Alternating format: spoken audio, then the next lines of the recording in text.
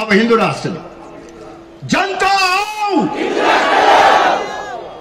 जनता आओ, जनता आओ। अब जनता राजा मिलेर भन्छु तपाईहरु देश बचाऊ भनेर भन्नुहोस्। जनता राजा मिलेर, जनता राजा मिलेर, जनता राजा मिलेर। धन्यवाद साथीहरु। यही नारा भन्नुहोस् या सन्देश जनताको मन मस्तिष्कमा पुर्याउनका निमित्त जनतालाई जागरूक तुल्याएर राज संस्थाको पुनर्स्थापना गर्नका निमित्त जनताको शक्तिको आधारमा हिन्दू राष्ट्रको पुनर्स्थापना गर्नको निमित्त र जनता र राजा मिलेर देश बचाउन र देश बनाउनका निमित्त नै आज राष्ट्रिय प्रजातन्त्र पार्टी सडकमा आएको छ। हामी कुनै रहरले काम नपाएर सोच पूरा गर्न घाम ताप्नको निमित्त सडकमा आएका होइन। आदरणीय दाजुभाइ तथा दिदीबहिनीहरू, हाम्रो देश, हाम्रो मातृभूमि नेपाल इतिहासकै सर्वाधिक कठिन र संकटपूर्ण घडीबाट गुज्रिराखेको छ। म आम नेपाली दाजुभाइ तथा दिदीबहिनीहरूलाई साथी राखेर सबै राजनैतिक दलका नेताहरूलाई विनम्रतापूर्वक आग्रह गर्न चाहन्छु, यो संकटको घडीमा हामीले जिम्मेवारीपूर्ण ढंगबाट काम गर्न सकेनौं भने मुलुकको राष्ट्रिय स्वाभिमान, राष्ट्रिय एकता र राष्ट्रिय अखण्डता संकटमा पर्न सक्दछ। यदि हामीले जिम्मेवारीपूर्वक काम गर्न सकेनौं भने म प्रधानमन्त्री केपी ओली, नेपाली कांग्रेसका सभापति शेरबहादुर देउवा,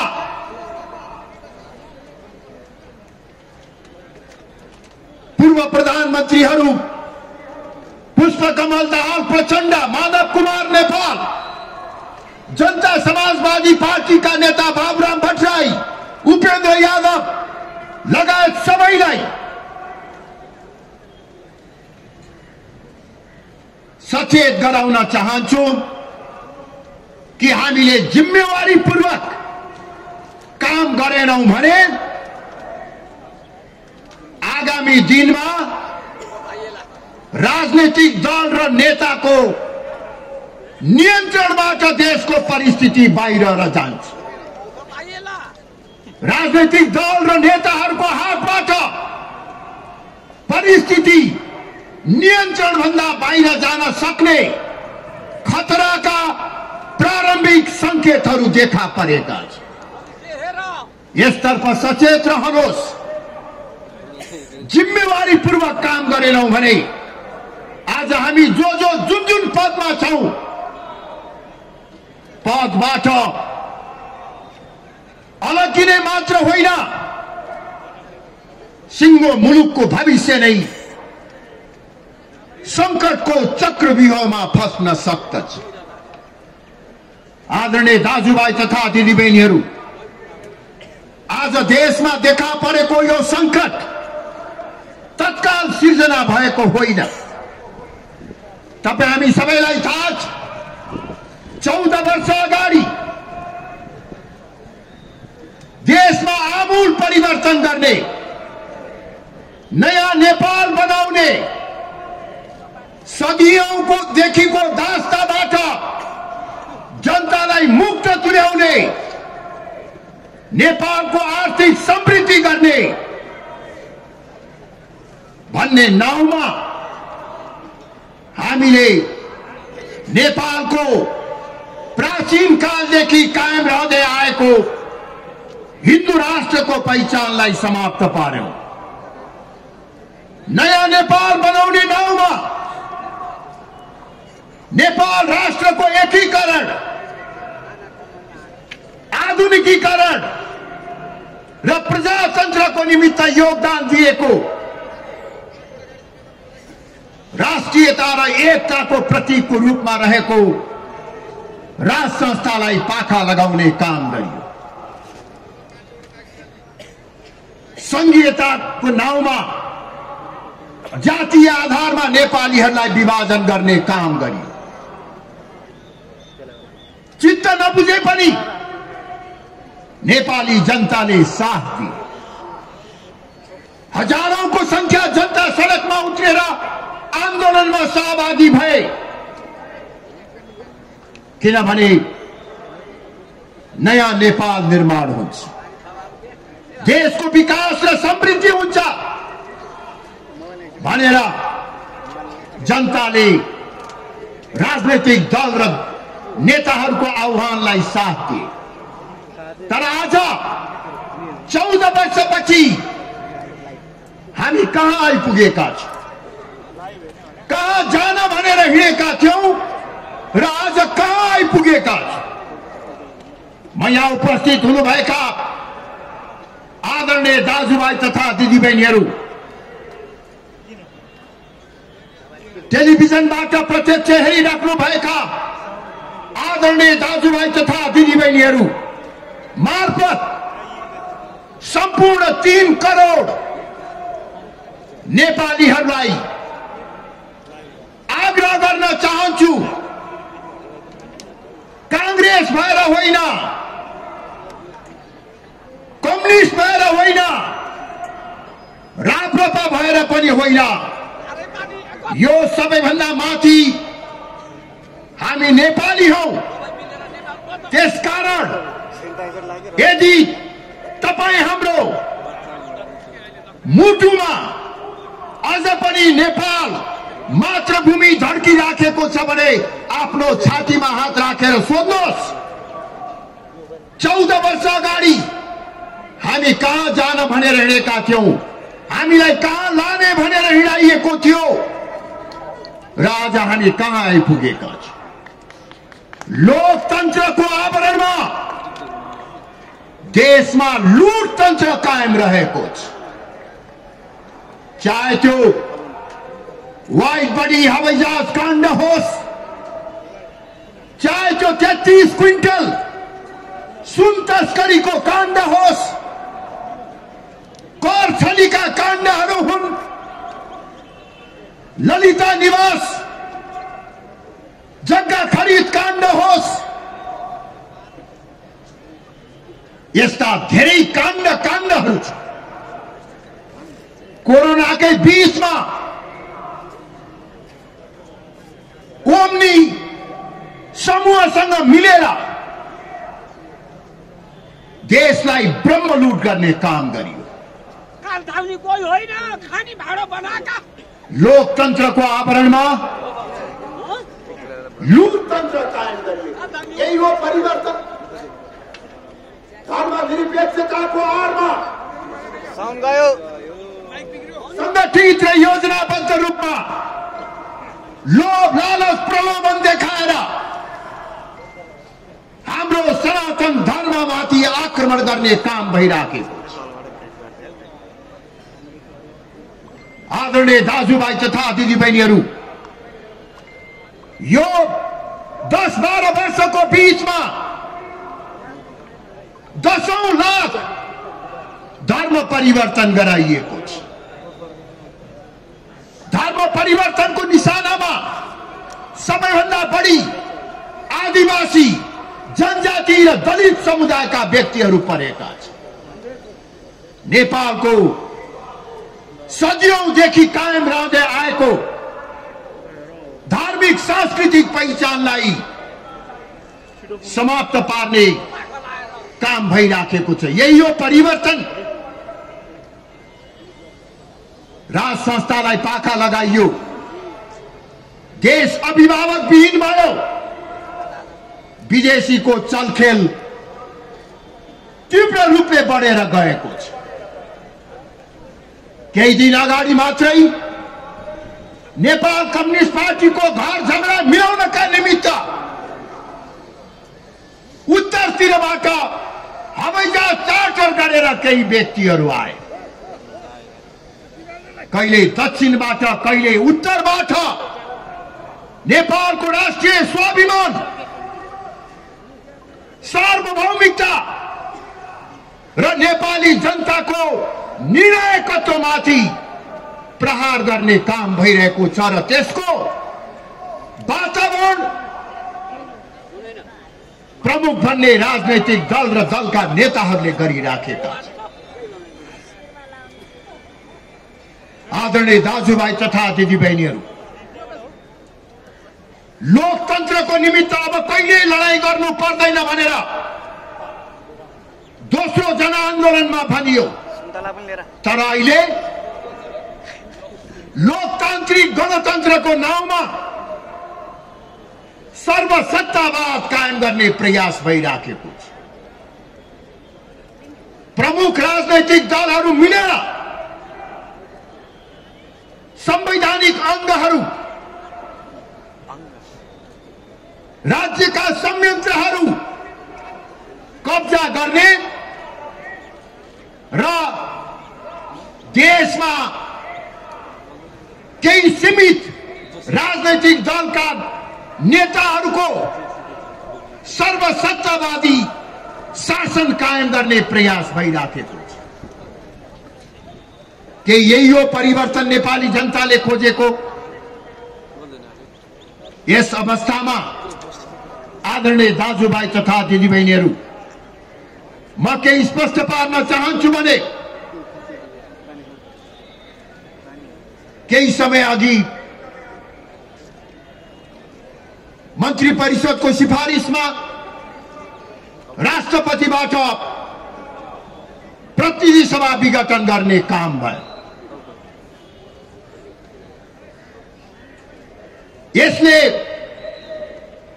संवैधानिक जटिलता सिर्जना गरेको छ। तर आज देशले जुन अवस्था भोग्नु परिराखेको छ, यो केवल वर्तमान सरकार, एउटा दल वा एउटा नेताहरूको कारणले मात्र होइन। उहाँहरूको गल्ती छ, उहाँहरू दोषी हुनुहुन्छ। यो भत्काउन र बिगार्नको निमित्त सीमित राजनैतिक दल र तिनका नेताहरू जिम्मेवार छन्। तर मुख्य रूपमा भन्ने हो भने अहिले देशले भोग्नु परिरहेको संकट, विकृति र विसंगतिको मुख्य कारण 14 वर्ष अगाडि सुरु गरिएको बाटो र विचार नै गलत छ। बाटो गलत भएपछि, विचार गलत भएपछि ड्राइभर जतिसुकै राम्रो भए पनि गन्तव्यमा पुग्न सकिँदैन। यो यथार्थलाई दृष्टिगत गर्दै देशको वर्तमान संकटबाट मुक्तिको निमित्त अब नयाँ ढंगबाट अगाडि बढौं भन्ने म सबै राजनैतिक दलहरूसँग आग्रह गर्न चाहन्छु। तपाईहरुले महान उपलब्धि भनेको गणतन्त्र, संघीयता र धर्मनिरपेक्षताको हामीले 14 वर्ष अभ्यास गरिसक्यौं। यो अभ्यासको अनुभवबाट पाठ सिकेर अब यस्तो राजनैतिक प्रणाली निर्माण गरौं जहाँ राजादेखि विप्लव माओवादीसम्म कांग्रेस, कम्युनिस्ट, मधेसवादी सबै राजनैतिक दल र शक्तिहरू अटाउन सक्ने राजनैतिक प्रणालीको विकास गर्ने। त्यो असम्भव छैन।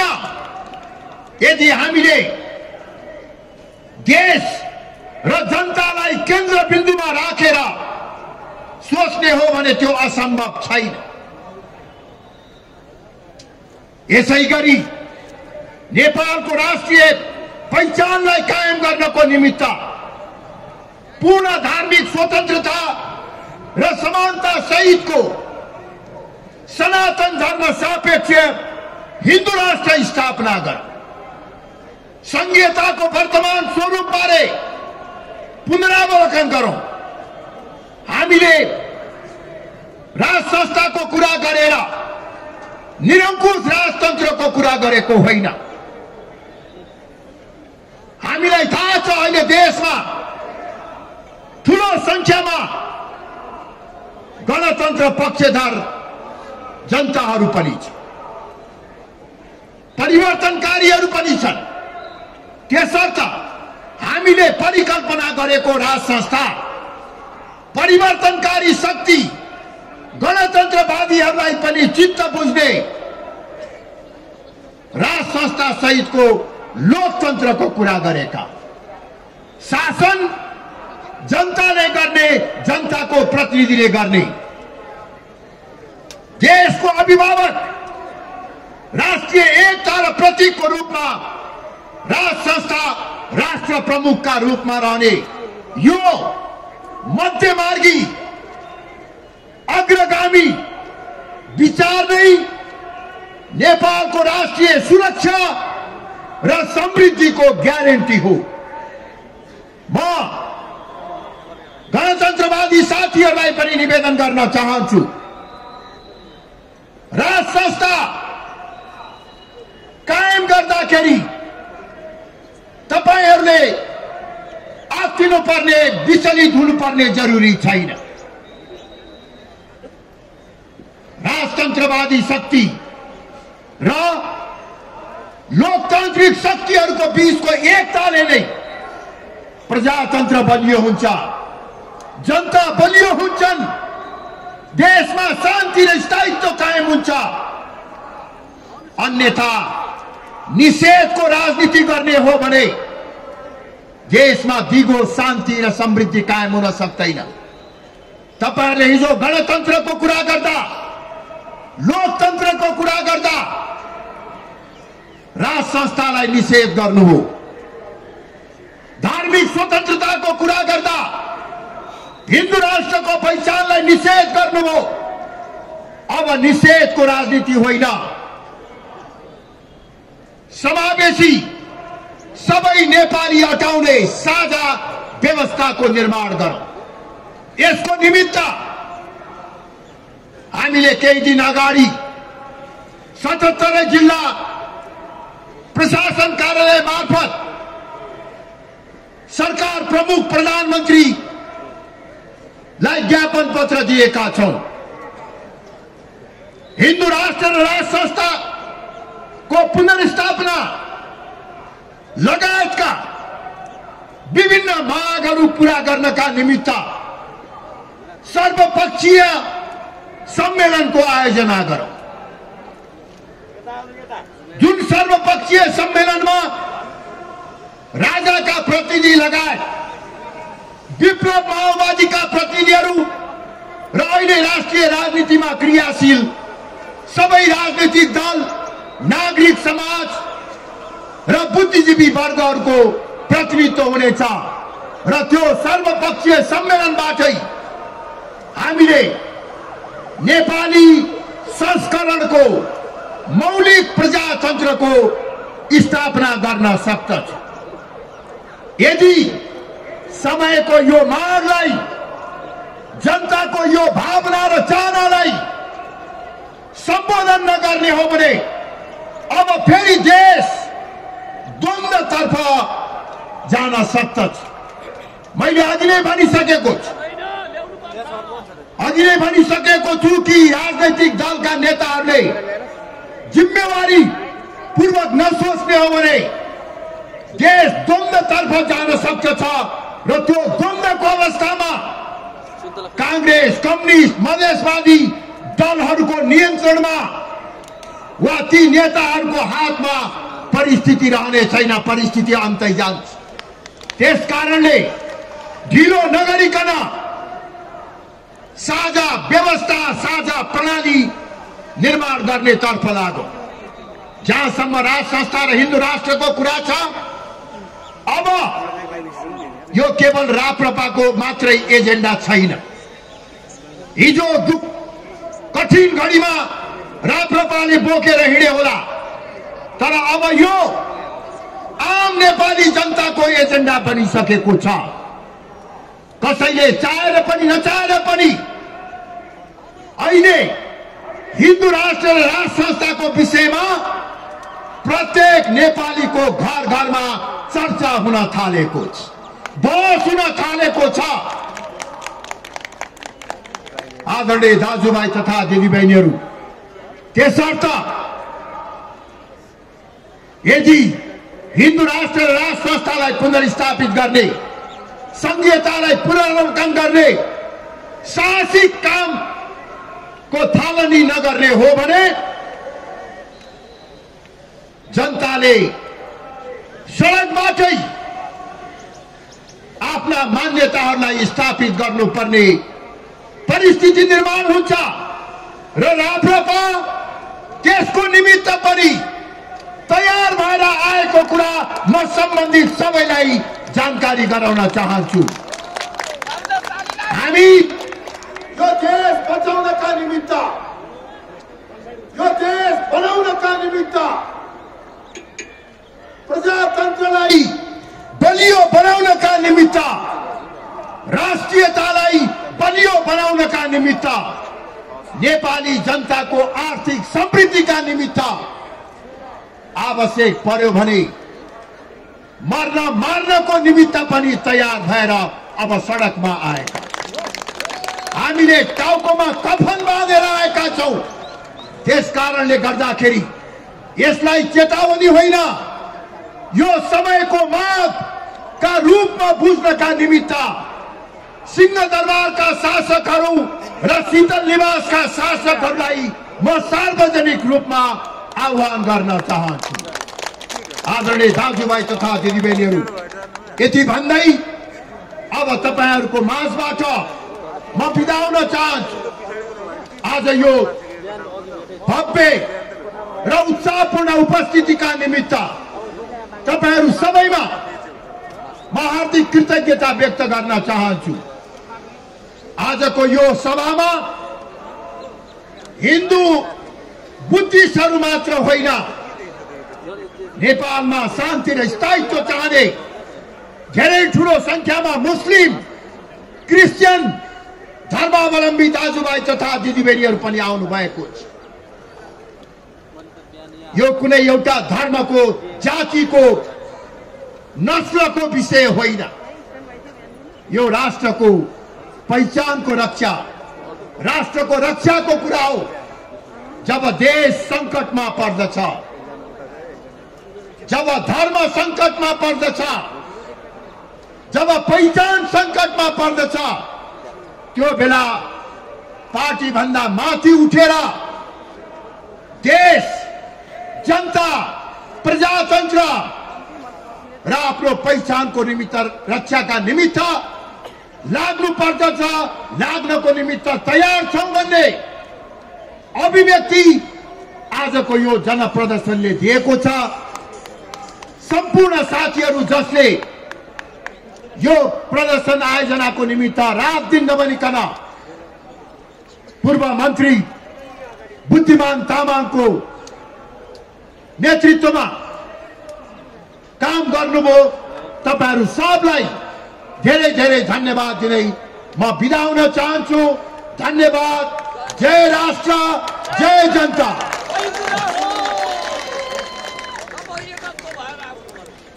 धेरै धेरै आभार व्यक्त गर्न चाहन्छु सर्दै अध्यक्षज्यूको जुन मार्ग निर्देशन छ राजा सहितको प्रजातन्त्रका लागि, हाम्रो पहिचान सनातन हिन्दू राष्ट्रका लागि, संघीयता खारेजीका लागि मृत्युलाई कफन बाँधेर मार्न र मर्न